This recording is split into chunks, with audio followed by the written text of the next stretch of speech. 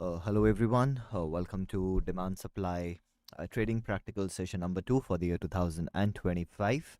Myself, Srijit Kakar, and today is Sunday, 12th of January 2025. And before we move ahead with the session, let's get done with the basic formalities. So make sure you people go through the disclosure, which talks about the representation, risk disclosure, risk involved in the market, and also about the copyrights. Now, we do have a channel on Telegram where we keep updating you stuff related to demand supply trading, related to our websites, our products. So, in case you're interested in joining that Telegram channel, you can scan the QR code which is available on your screen, or you can also go down into the description. You'll be able to find the direct link. You can click on that and you can join this channel. Plus, what you can also do is once you visit our website and you scroll down to the footer, this is where you'll be able to find the join now button, and that is also where you can click and join this Telegram channel if you wish to. All right, so let's move forward. Give me a second. Great. Now, like I said, once you go to our website, you can scroll down and join. What is the URL for our website? The primary URL is srijitkakkar.com. But if you want a shorter URL, you can go to sk.coach. That will also redirect you to srijitkakkar.com. Now, today's session is practical application of demand supply methodology. And to start understanding how to practically apply the methodology and plan trades, you also need to have some prerequisites, right? So let's talk about these prerequisites and how you can access them.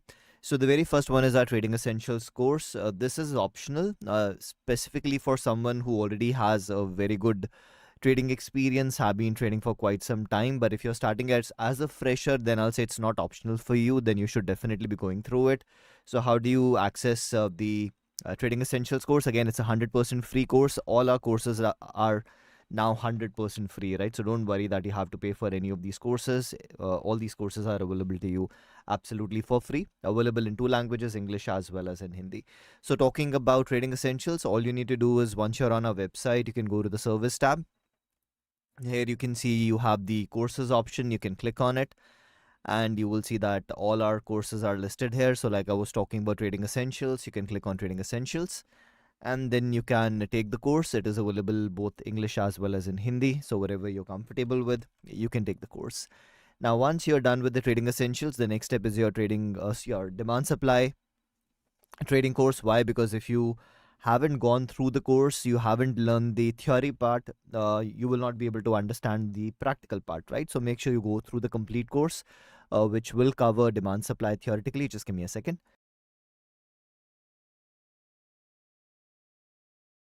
So now again, how do you access the course? Like I said, once you're on our website, the very first one was Trading Essentials. The second one is Demand Supply Trading Course. You can just click on it.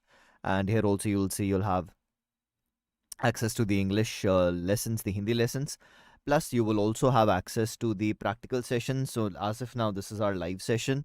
Whatever sessions I've done in the past, they are available as a playlist on our YouTube channel. So you can also click on YouTube live sessions. You can watch the previous sessions as well. So that is how you get access to demand supply course. So those are the first 2 steps for your prerequisites, Trading Essentials, and then you need to have gone through our trading demand supply trading course. Now, the next thing is when we plan our trades, we plan our trades very mechanically, very rule based, and that is what I say, that demand supply itself is a very mechanical and rule based methodology. But from the very first day, creating a trade plan in itself is a challenge. So we have created 2 documents for you. One is the rule book, the other one is the flow chart. And these 2 documents, they help you plan trades very mechanically and rule based.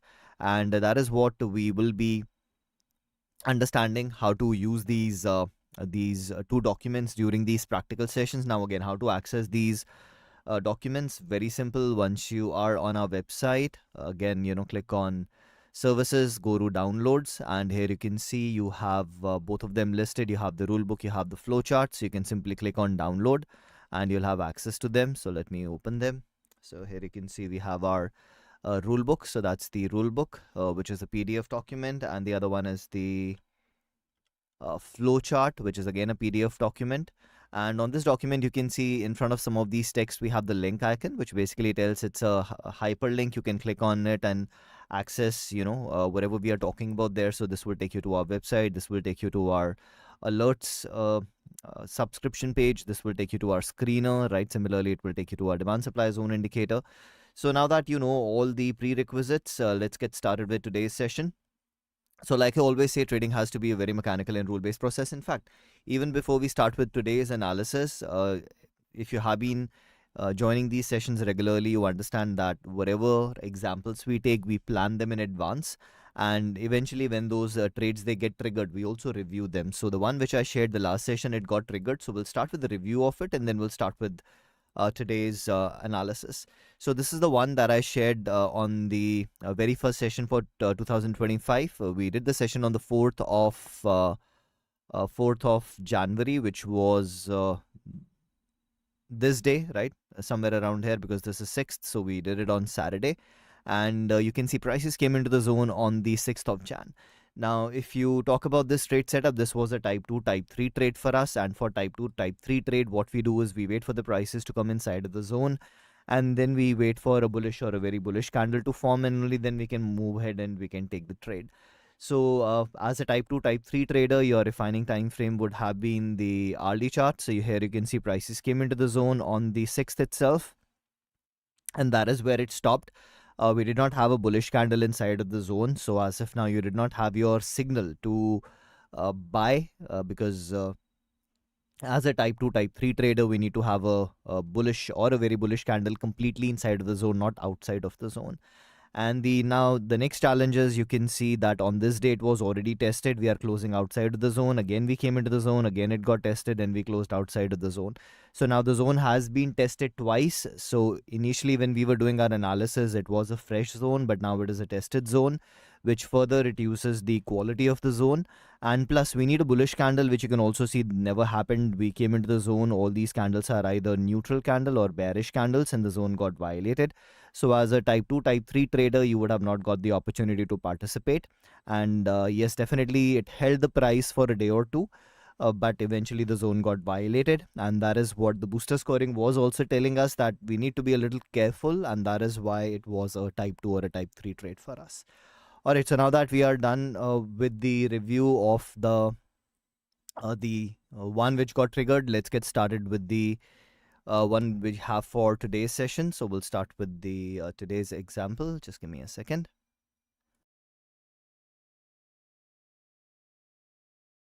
All right, so like I was saying, that trading has to be very mechanical and rule based. So let's get started with our steps, which will make the process mechanical and rule based for us. Now, what is our step number one? Whenever we start planning our trade, step one is we need to define our trade purpose. What do we mean by trade purpose? Trade purpose basically implies the expected duration of the trade. And the duration of the trade is from the time you enter the trade to the time you exit the trade. Now, when I'm talking about the exit can be the target, the exit can be break even, the exit can be the trailing stop loss, the exit can also be the stop loss, any kind of exit. So now the question is, why are we starting with the trade purpose as our step number one? And the reason we are doing that is, when we do our analysis, the charts that we use, they are time-based charts, and we have a number of time frames available to us. And since we have a number of time frames available, the very first challenge we face is, what time frame should I be using for my analysis? And specifically, when your methodology is based on multiple time frame analysis, then what analysis I need to do on each and every time frame. And to overcome this challenge, we do not start by randomly selecting any time frame. We again go with a very mechanical process and a logical process, and that approaches that based on the expected duration of the trade, we decide our time frame. So logically, the longer I want to be in the trade, the bigger the time frame I should be using for my analysis. And similarly, the smaller I want the duration for the trade, the smaller the time frame I should be using for my analysis. So what I've done is, I have divided these trades into 4 different purposes. We call them as hourly income, daily income, weekly income, monthly income. Hourly income implies a trade where my expectation is that this trade can last for an hour or few hours. Daily income, a trade which can last for a day or few days. Weekly income, a trade which can last for a week or few weeks. And monthly income, a trade which can last for a month or few months. Now, very important, if you're trading markets which are not 24-hour markets, then I'm pretty sure all of you would have experienced, whenever the market opens, some of the symbols, they'll gap up, some of the symbols, they'll gap down. And if it gaps against you, the challenge is you can lose more than what you were willing to lose on that particular trade. So that is why my recommendation to all of you is initially all Ali's dailies should be strictly intraday trades. Do not keep them as overnight trades. Because we don't want to take that unnecessary gap risk by keeping these positions overnight. Now, for weekly monthlies, anyhow, we are not anticipating we'll get the exit the same day. So here we have no choice. We'll have to keep these positions as overnight positions. But that does not imply that for weekly monthlies, we cannot have gap against us. We can still have gap against us for weekly monthlies, but the probability reduces a little bit because you're leaning against some bigger time frames. So that is why, again, my recommendation is hourly dailies, intraday, weekly monthlies. Since you have no choice, you'll have to keep them as overnight trades. But here also gaps can happen against you. But as you start having more and more experience, if you want to include daily incomes into overnight trades, it can be done. But initially, I would advise you not to do that as a risk management rule. So step one is I need to define my trade purpose. Let's assume I opted I want to plan monthly income trades. Once I've selected my trade purpose from the rule book, now I'll get to know what time frames I should be using. Now, demand supply methodology is not based on single time frame. Demand supply methodology is based on multiple time frame analysis. And these are the multiple time frames that we use. The very first one is the higher time frame HTF. Next is intermediate time frame ITF, lower time frame LTF, and the refining time frame RTF. Higher time frame is used for demand supply curve analysis. Intermediate is used for trend analysis. On the lower time frame, we identify areas of demand and supply for our entries and exits. And the refining time frame can be used for multiple purposes like fine-tuning the zone, different kind of entries like your type 2, type 3 entries, or in case we need to apply some additional rules, that is also where this time frame can help us. Next, what are the 4 different trade purposes? We have already talked about it. What is HIT, DIT, WIT, and MIT? So now the question comes that for every purpose of trade, what will be my 4 different time frames? And you get the answer from this table. Now mind it, the table on page number 31 is specifically for NSE market, which is open for around 6 hours and 15 minutes. But if you are looking at markets which are open for longer durations, you can refer to the table, which is on page number 32. Since I'm taking examples from the NSE, I'll be referring to this particular table. And since I opted, I want to plan monthly income trades. So from this table, I got to know that my time frames as a monthly income trader will be monthly, weekly, daily 60. Monthly is the higher time frame used for curve analysis. Weekly is the intermediate used for trend analysis. Daily is the lower time frame. That is where we get our SETS from. And our refining time frame will be 60 minutes short, which can be used for multiple purposes like fine-tuning the zone, type 2, type 3 entries, or in case you need to apply some additional rules, that is also where this time frame can help us. So as soon as I'm done with my step number 1, now I have the clarity to,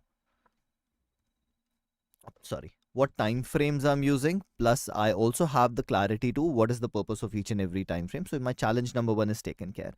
Now, the next challenge is, yes, I do know my time frames, but if you take the NSE example, we have over 2000 plus companies listed on NSE. So humanly not possible that we sit and analyze 2000 companies or 2000 symbols every day. So step number 2 is to select scripts. This can be done in a number of ways. You have a lot of free scanners available to you. And if you are looking for scanners which are purely based on demand and supply, then we have 2 tools available to you. One is the demand supply zone alerts for TradingView. The other one is the demand supply zone screener for TradingView. For more information, yes, you can click on these. You can go to our website. You can have more information. Very soon, I'll be doing the walkthrough videos of these again because, we have made some changes to them. So we'll be posting those walkthrough videos on those pages as well. But yes, if you want more information, you can go through recordings of some of the previous sessions where we have gone more in depth into it. But because now I want to keep these sessions shorter in duration, will not be spending a lot of time on step number 2 because this has nothing to do with the analysis part. This only has to do with the shortlisting part. But again, and very important thing which I would like to add, irrespective whether I'm talking about the scanners or the indicators that we have created for you, do understand they are not call giving or tip giving services. They are tools which will assist you in different they'll assist you for different reasons like shortlisting symbols or identifying zones. But whatever they are shortlisting or identifying for you, you cannot blindly buy or sell them, right? So remember, these are not call giving or tip giving services. These are only scanner screeners or tools which help you, assist you in making the process of demand supply analysis faster and easier, right? So whatever your process is, use that process. Let's assume you go with a very simple process. I just want to analyze my Nifty 50 stocks every day. So let's say you have your list of a number of symbols. So what you need to do now is you start analyzing them one by one. Whatever matches with your trade plan would be your opportunity. Whatever doesn't match with your trade plan, you'll simply skip it. Now let's assume the very first one in that list was ABC. So what are we supposed to do now? We need to go to the lower time frame and identify zone. By zone, we mean any of these four structures. It can be a drop-based rally, rally-based rally, rally-based drop, or a drop-based drop. Now, the best part is sometime back, we started with a free trial of our demand supply zone indicator. So in case you have still not taken the 7-day trial, you want to try it out, I'll just quickly tell you how you can do that. So again, once you come to our website, you can see under services, you have trading view indicators. And here you click on the zone indicator. And after that, it will take you to this page and you have the option which says 7 days free trial. Click on it, fill out the form. And once you have filled the form, in about 24 hours, it will get activated for you. Once activated, you'll get notification on TradingView, and then you'll be able to start using this indicator. And again, if you scroll down, you'll also have these steps, once it gets activated, how do you apply to your TradingView chart? So you can also check these steps just below it. All right, so coming back, so let's assume that this was the very first symbol which was shortlisted for me. And because I've applied the demand and supply zone indicator, it is also identifying where the demand and supply zones are for me. So I don't even have to look for the zones. Can you see they are getting identified automatically? And this is where we have a demand area. So step number 3 was to identify the zone, and that's the nearest zone to the current market price. So my step number 3 has been automated by the demand supply zone indicator. You can see we have been pretty close to it in about a month back, right, on the 2nd of March, but it did not hit the zone. The zone is still fresh, but yes, if you had your entry just a little above, you could have got the fill. But since the zone is still fresh, I'm still utilizing it. But otherwise, you could have got your fill sometime in December, and then you got a really nice move from here based on the size of the zone. Could have been easily maybe a 5:1 or a 6:1 or maybe more than that. Anyways, so yes, step 3, identify zone. Do we have a zone available? Answer is yes. Now, once you have identified the zone, does not mean you blindly trade it. The next step is to qualify the zone, and for qualification, we have a 2-step process. In step 1, we'll qualify based on certain conditions. Step 2 will qualify based on the booster scoring. So the first thing we'll check is the zone a case of level on top of level? Why? Because if it proves to be a case of level on top of level, we might have to shift from the zone we have already identified to a different area. And how do we verify that? It's a very simple concept. If you have an intermediate time frame zone, and the same intermediate time frame zone divides into multiple zones on the lower time frame. So when your intermediate time frame zone is dividing into multiple zones on the lower time frame, we call it as a case of level on top of level. So the first thing we understand here is that to be a case of level on top of level, my lower time frame zone has to be inside the intermediate, which we call as a coinciding level. So if you have a coinciding level, it might be a case of level on top of level, but if you don't have a coinciding level, it cannot be a case of level on top of level. So let's verify the zone we have identified. Does it coincide with any intermediate time frame zone? And in the indicator, you do have the option. You can define your higher time frame, you can define your intermediate, you can define your refining time frame, so that whenever you're moving to these time frames, switching to these time frames, whatever settings should be applicable to that particular time frame, they get applied automatically as long as you have this automatic settings check marked for you. So let's go to our intermediate, which is weekly. And can you see, as soon as I'm on the weekly time frame, I can see that wherever my lower time frame zone is, I also have a weekly zone, which is this drop base rally, right? So let me mark this. And what I'll do is I'll mark this with a different color so that we can differentiate between the two. So the one in pink is your intermediate time frame zone. The one in green is your lower time frame zone. So is my lower time frame zone inside of my intermediate time frame zone? And the answer is yes, right? So for the first thing we know is yes, definitely it is a coinciding level. Now, is it a case of level on top of level as well? Now you need to understand, whenever we talk about level on top of level, the other level might not be a quality level, right? So what we need to do now is we'll go to the indicator settings, and I'll say I just don't want quality zones. That is what it is identifying as of now. I want all demand supply zone structures, even if it is not a quality zone. And here you can see you do have a zone below as well, which is this rally based rally, though it has been tested, but we do have a zone. So what I'll do now is, because I can see I have a case of level on top of level, I will shift to the lower zone. And yes, if I want, I can have my distal line from here. But the fact is, I do understand that this is also my intermediate time frame zone. And at times, what might happen is the prices might go a little deeper into the intermediate time frame zone. So if I have my stop loss here, I might get stopped out and then it might start going in my favor. So me, being on the conservative side, whenever I see such a scenario, I prefer to have my stop loss from the intermediate time frame distal line, not from the lower time frame distal line. But is it mandatory to do it? The answer is no. It completely depends person to person. Narrower zones have their own advantages, wider zones will have their own advantages and disadvantages. It all depends whether you want to be conservative, whether you want to be aggressive. I like to be on the conservative side, so I'll make that shift. So yes, we did have a case of level on top of level, and plus I also shifted my stop loss to the distal line of the intermediate time frame. So yes, whatever modification was required because of level on top of level, I have made that modification. Now, is this zone because of a gap? The answer is no. Is it a structure of a pivot or an authentic zone? The answer is no, because we have a rally-based rally. We only apply a pivot non-authentic to a drop-based rally or a rally-based drop. And unstable equilibrium is also not applicable. So after applying all the applicable rules, is the zone qualified? The answer is yes, because none of these conditions disqualified the area. Only level on top of level was applicable, which helped us modify our zone from something which we initially selected to a zone which was a little lower. So now that we know that the zone is qualified for us because it was not disqualified due to any of these conditions, we can move on to the next step, which is our booster scoring. So just give me a second. I'll have to bring up the booster sheet, which I forgot. So let me bring up the booster sheet. It's gonna take me a few more seconds.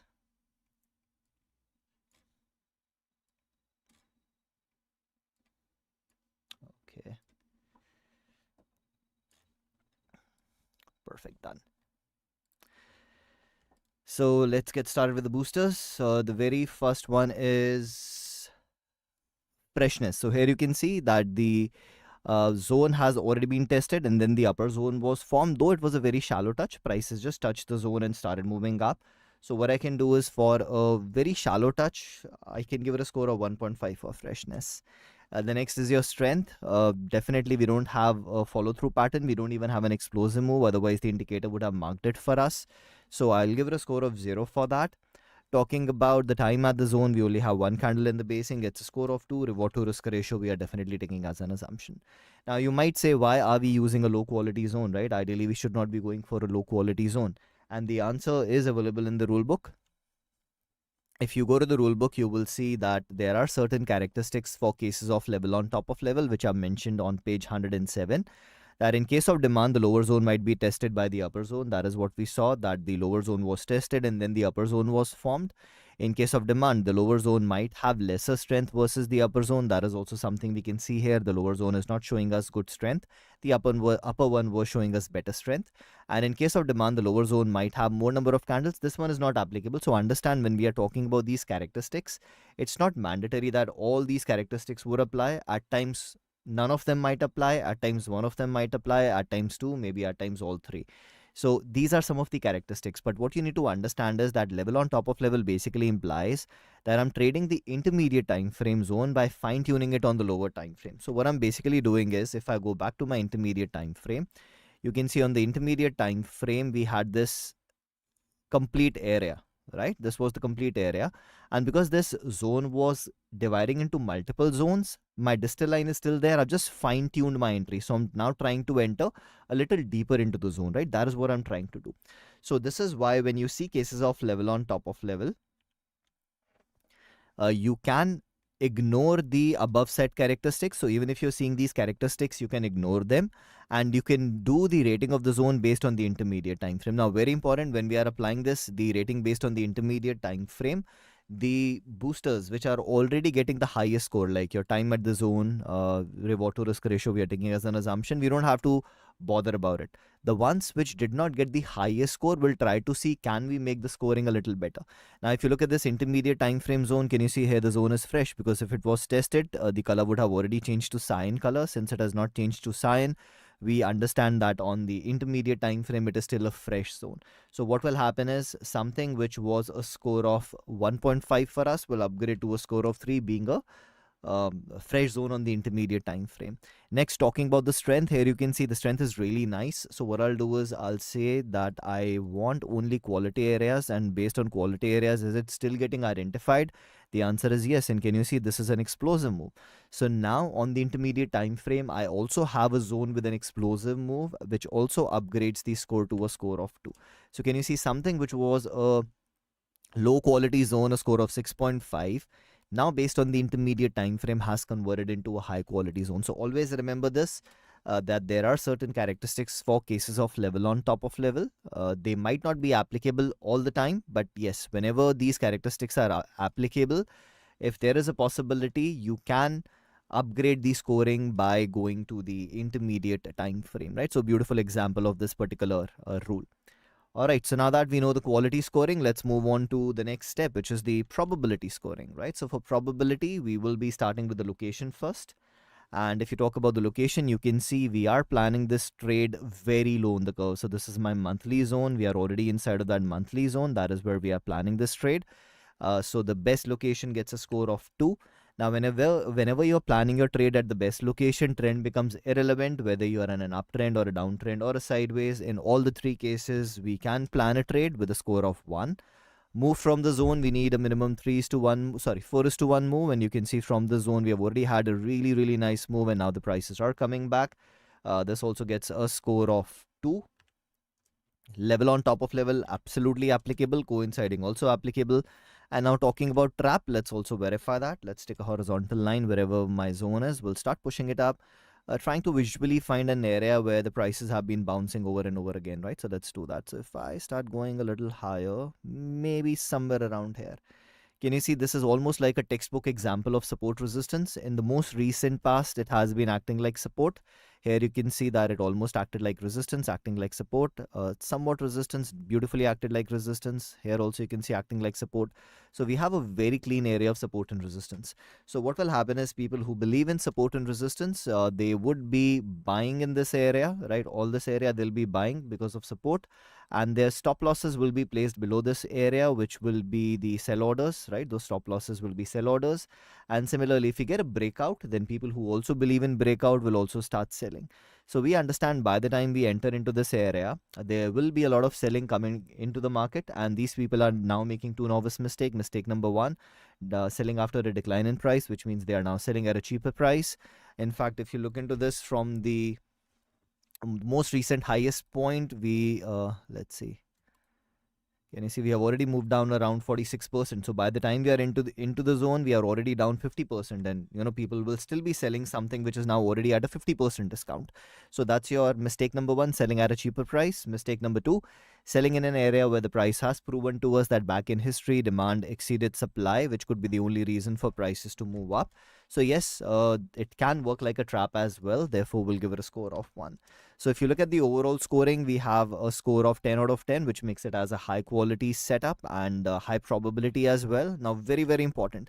You can see that this zone has a score of 10 out of 10 and 8 out of 8, which is the highest score a zone can ever get. Now, just because it has the highest score does not mean it will be a sure shot profitable trade, right? Always remember that. I've seen a lot of people making this mistake. When they see it has the highest score, they somehow start believing that this will be a profitable trade, and they start risking more than what they should be risking as per their trade plan, and then lose a lot of money at times. So do ensure, just because you have the highest score does not get you into that emotion that it is going to be a short shot profitable trade. It can still be a stopped out trade, and that is why the next step is your proper position size calculation. Just because it has the highest score, no matter how high the quality or the probability, any trade can be a stopped out trade. You need to be ready for the worst case scenario by doing your position size calculation, which is your risk management. Whenever the prices are back, you'll have to re-verify, because markets are not static, they are dynamic. Conditions are changing almost every other second. So the way we qualified the trade setup as of now, just before placing your order, when the prices are closer to the zone, you'll have to re-verify that does it still match with my trade plan? Is it qualified based on my trade plan? If the answer is yes, you place your order based on the entry type. In this case, it's a type 1 trade. And once your order has been executed, the last step is your trade management, where step 1 is 1 we make it as a break even trade. And after that, if you get the opportunity to trail onto it, we start using a trailing stop loss. So this is how we plan a trade, very mechanically, very rule based, using demand supply methodology. And what I'll be doing is I'll be taking some random questions because I have the Hindi session which I need to start very very soon. So if you look at the previous sessions in 2024, the sessions used to be somewhere around 1 hour. But based on the feedback I got from you people, because at times taking out an hour to watch the complete analysis can be a little bit challenging. So we have now tried to keep the sessions pretty small, somewhere around 30 minutes. And like I said, because of that, I'll not be taking all the questions. I'll be taking some random questions. But yes, we have also started with another a feature which if you want to take advantage of it, you can take advantage of it. One challenge was that even during the Q&As which I take during this live session, I can't review your trades, right? So that was one feedback we were getting from a lot of people, that they can't share their screenshots, they can't share their screen for me to review. So what we have done is we have started with one-to-one sessions. So if you're interested in a one-to-one session on our website, you can click on it and you can schedule a one-to-one session with me. Two options are available. One can be just a voice call. The other one can also be online meeting, right? An online meeting, you can share your screenshots, you can share your screen. So just in case you're interested with that, let's say you have some questions which are personal, you don't even want to share here, you have both options available. Some analysis you have done, you want me to review it, that is where you can schedule your one-to-one appointment. All right, so let's go back to the questions queries that I have from you people, right? So let's see what do we have in the chat box.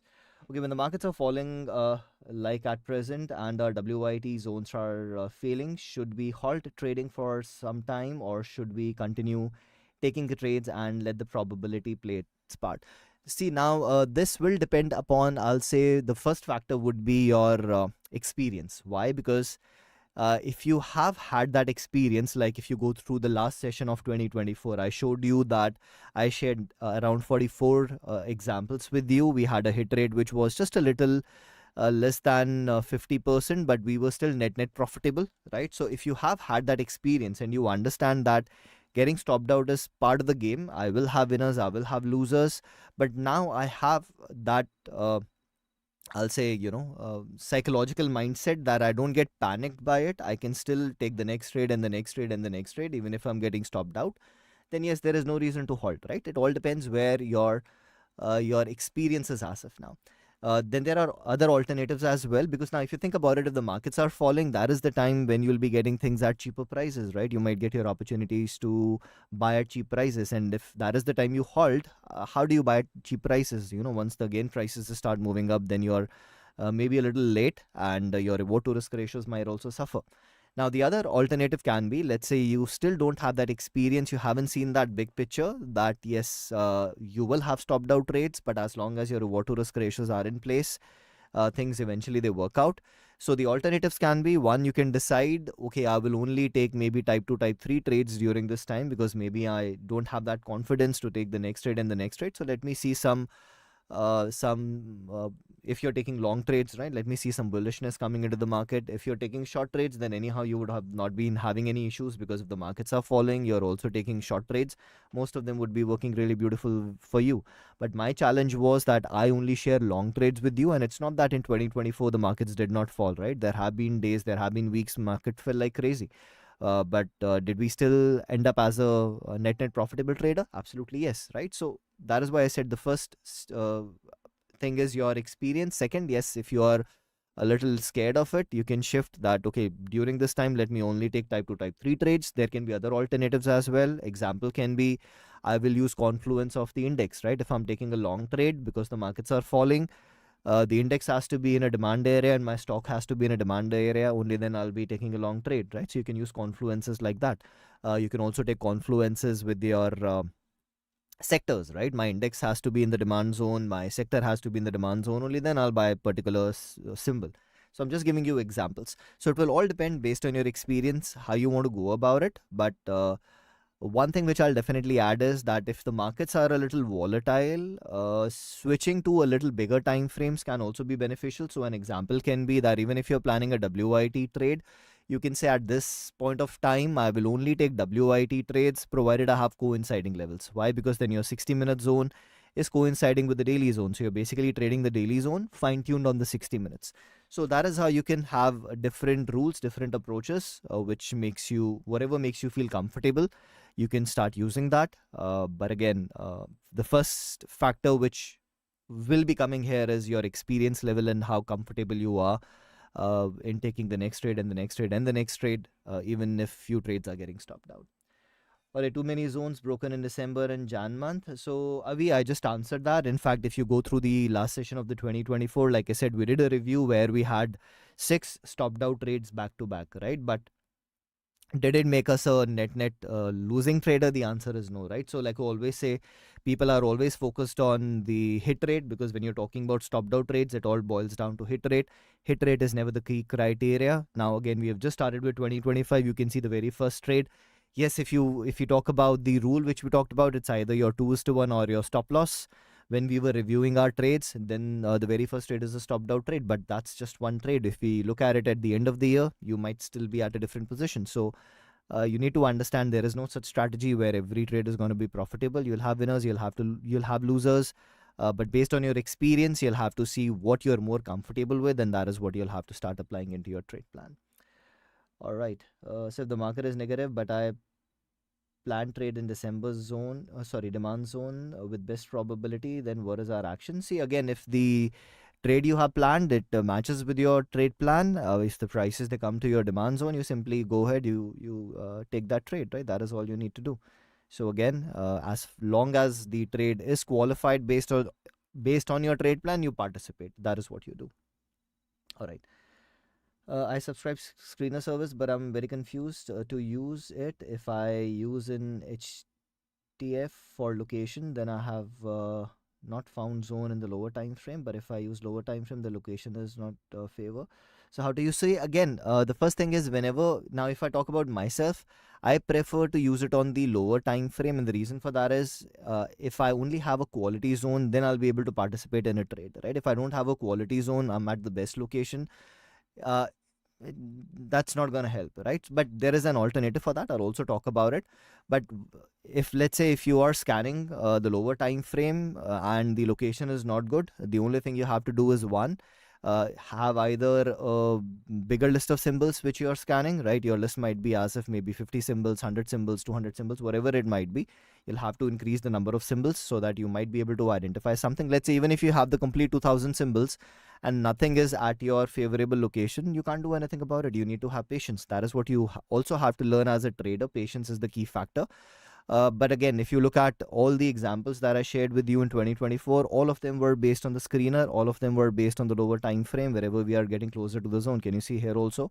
I identified something where I'm getting closer to the zone. Now, will I get the trade tomorrow? The answer is no. Will I get it after 10 days? I don't know. Will I get it after 3 months? I don't know, right? But you have to have a bigger list to ensure that, yes, you might be able to find something which is closer to your zone.